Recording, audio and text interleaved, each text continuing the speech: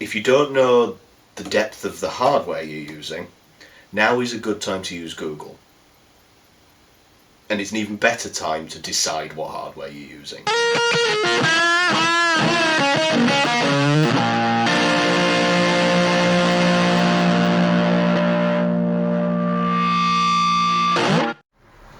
So far, the videos that I've put on YouTube have been quite heavy in the making of guitars and assorted other random stuff. But not many of them have shown kind of the process of how to design a guitar.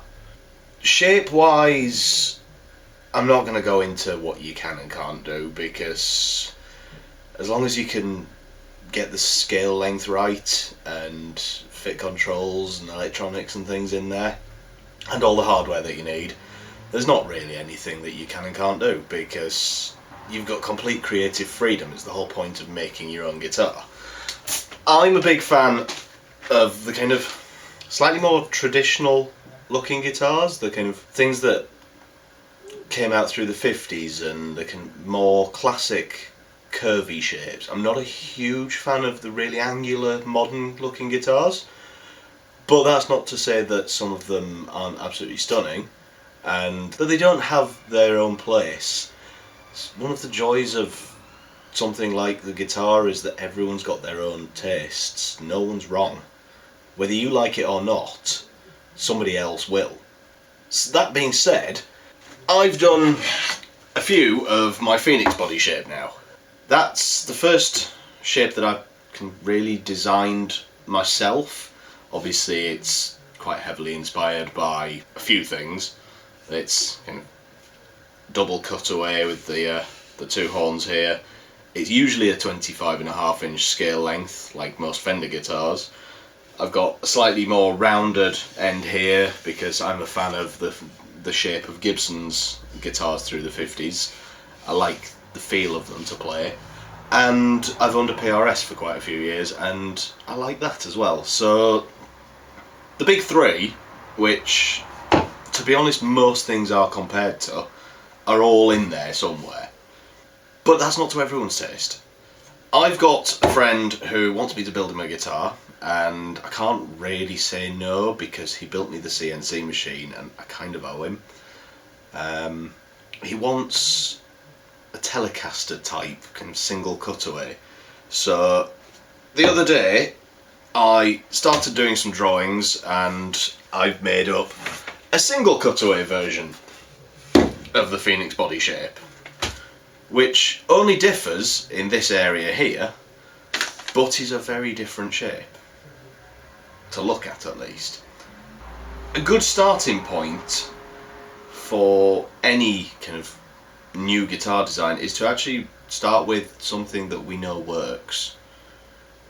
When I first drew this, I think I drew around a Strat template, I drew around a Les Paul template, I modified a lot of the lines, kept certain ones that I liked. I think I offset the cutaways slightly more than either of them had. I obviously rounded the end a lot more from the Strat type, and I got to somewhere where I was happy. That's a good way to start on anything. To do this, I did exactly the same. I drew around this template, and then I modified the area in here where it didn't fit what was necessary. Obviously the upper horn comes out quite a way further, which is part of what balances your guitar, is the dimensions of the two Strat buttons. But if you think you've also got slightly more mass in here, so you can kind of move your Strat button back a little bit.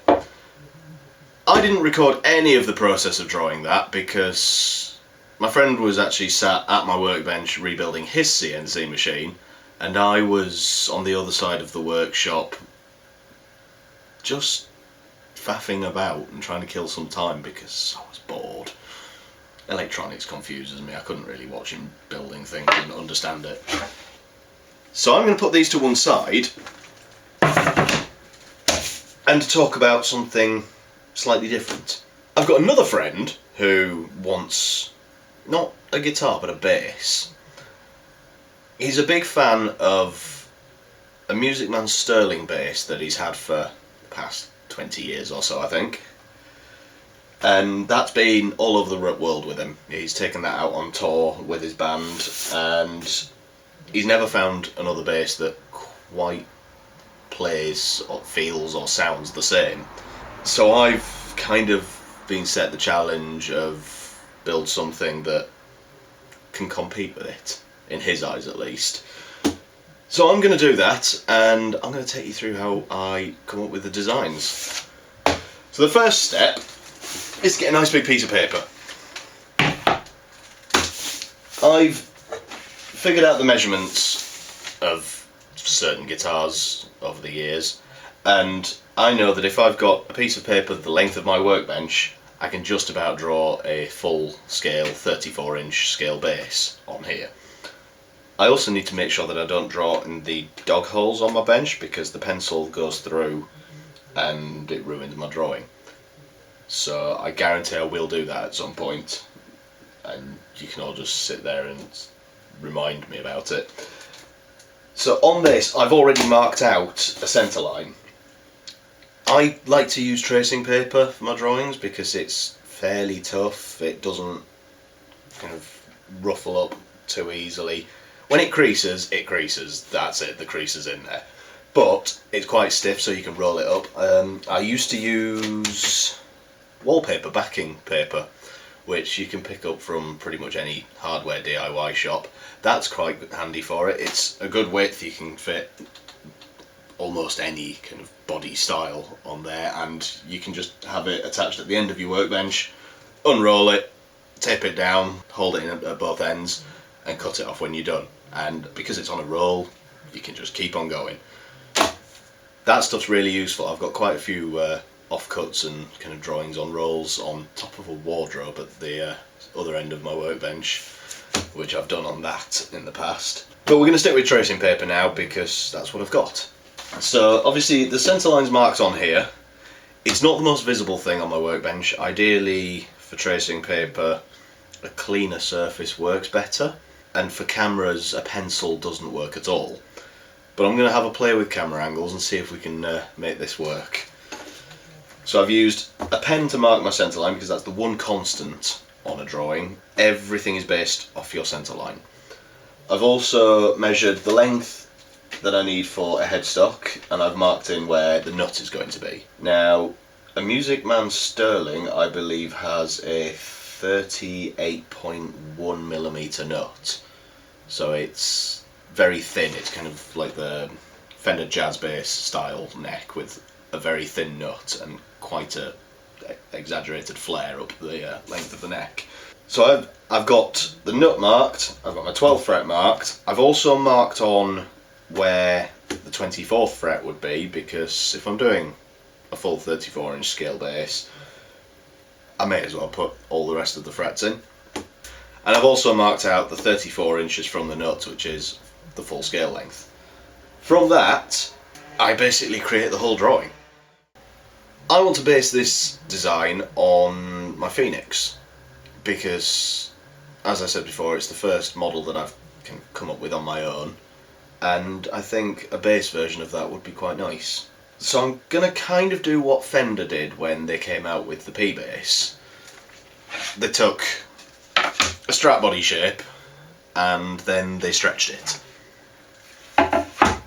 So it's very slightly wider, it's very slightly longer, and then obviously it's been kind of tweaked to make the proportions work. The waist is still proportionally in about the same place, and everything's kind of tied together. But if you look at, if I line up the centre lines and get the waists about right, you can see we've got a little bit more distance at this end, which you don't want too much distance on the body. You just go past the back of the bridge, because otherwise you end up with a lot of weight hanging at this end, which you can't always counteract with the longer neck. But there's also more length here, which moves the strap button further along the neck and helps balance that way. A lot of people think about what looks cool, But just as important is how comfortable it's going to be to play.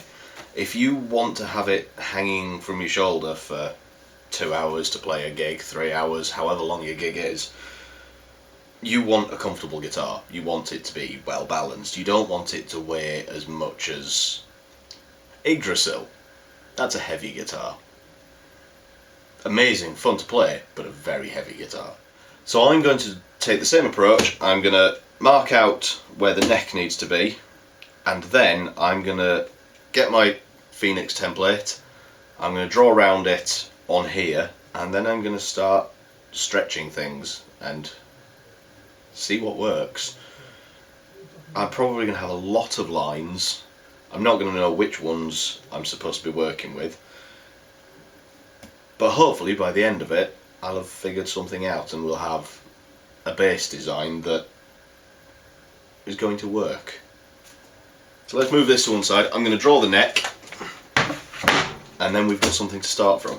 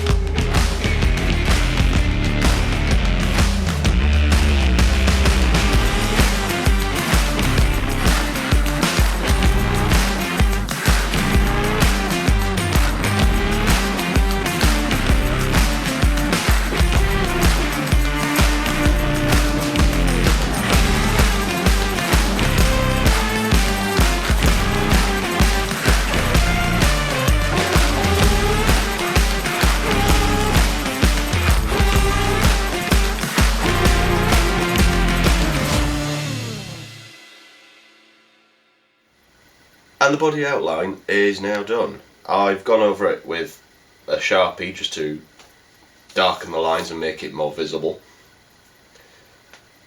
Normally it takes me a lot longer and I have to redraw the curves a lot more, but this shape seems to lend itself to kind of stretching and modifying and tweaking quite nicely. So I'm happy with this. The next step I'd take from this point is to measure out and mark out where hardware is going to go, figure out where I'm going to put controls and things. For this particular one, I'm going to take a separate tracing of the body on its own, and because I have a tendency to do one-off versions of each body shape, that will vary depending on how many I make. But for now, I've got my scale length, I've got my bridge location, I've got my body shape, and that's the basic design done. The next step from here is to make your templates and start cutting. That's the fun bit. I like making sawdust.